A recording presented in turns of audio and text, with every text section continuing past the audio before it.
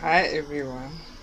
I'm sure when you guys see the King David statue, you know I'm about to get reflective and so this is one of those moments where I'm ruminating and I'm musing over concepts and things.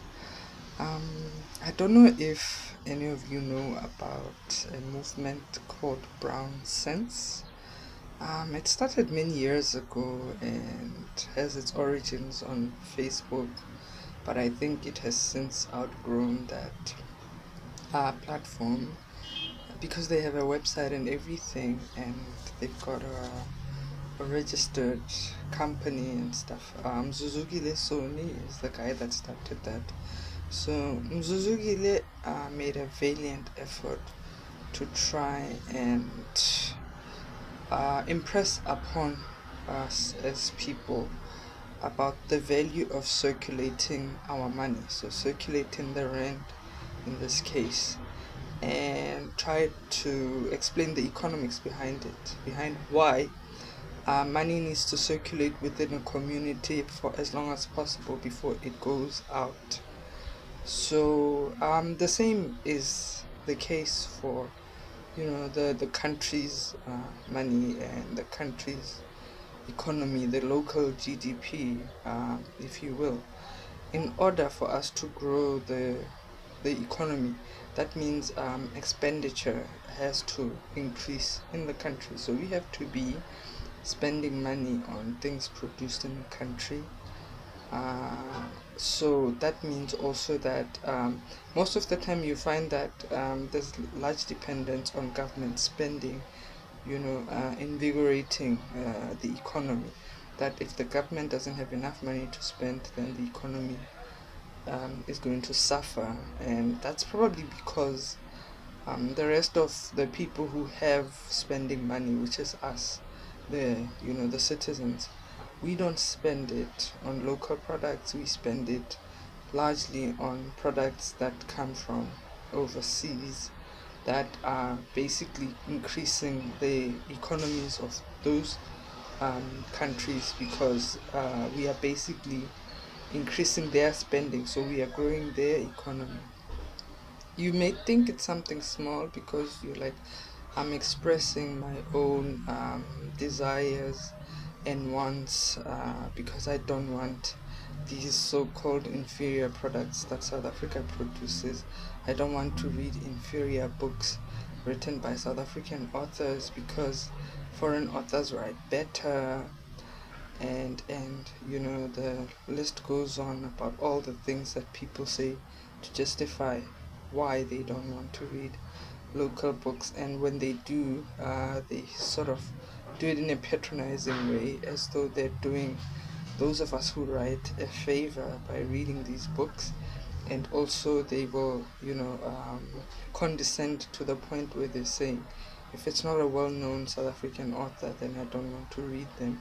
So in other words, well-known is actually very subjective because it depends a lot on money. It depends a lot on the financial power of the person behind that particular book. So that means that you basically are saying that you will only read and buy books that are produced by the people who have been curating South African literature since during apartheid, since before apartheid, and all that, because they are the ones with the power. They are the ones with the media's ear. They are the ones who get to have the work that they produce, receive media attention so that it's known about, so that it becomes what people talk about, and eventually then falls into the category of what you consider well known.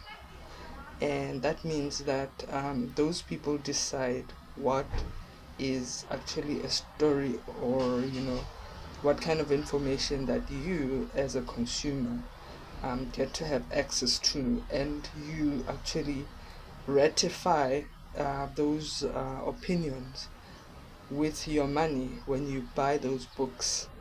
and you don't try to look for, other voices or other books produced by other people who aren't so well known, are a bit obscure, you are basically saying to them, yes, you are right. Actually, you guys know best what I need to read and what's good for me to read.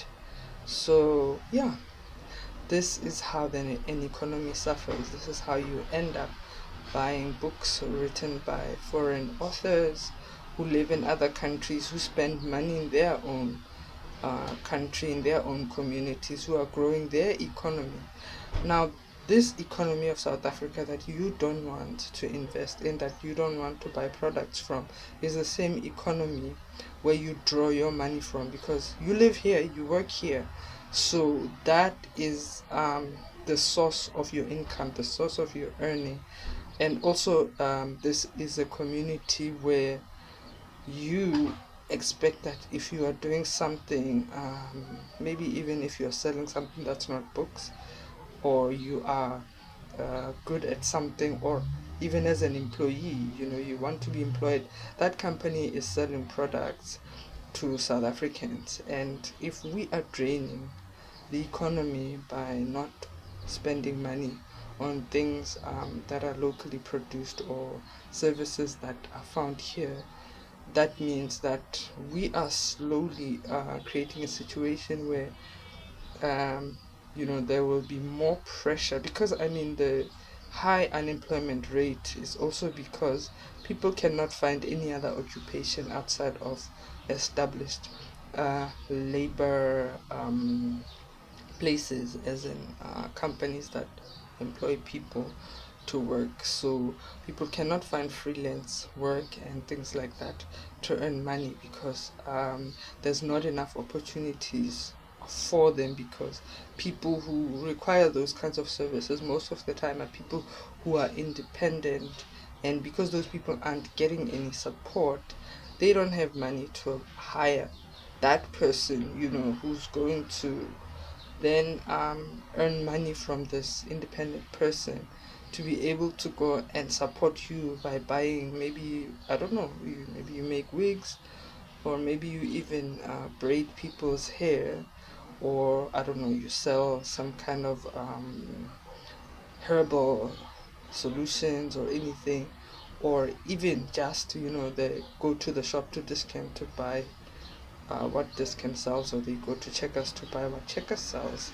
They need to have earned that money somewhere. And when you don't support someone from here, when you support someone who wouldn't hire a local person for the services they need in order to produce the very thing that you decide to consume with your money, then that means that a lot of people here don't have money, so they cannot even support the things they want to support, those who do actually understand this and want to support. So when you think that it's my money, I'm doing what I want, I'm pleasing myself, realize also that that's a legacy you are leaving, where you are basically contributing to the idea that we as people, as a country, are inferior, and we can never produce anything that's good enough.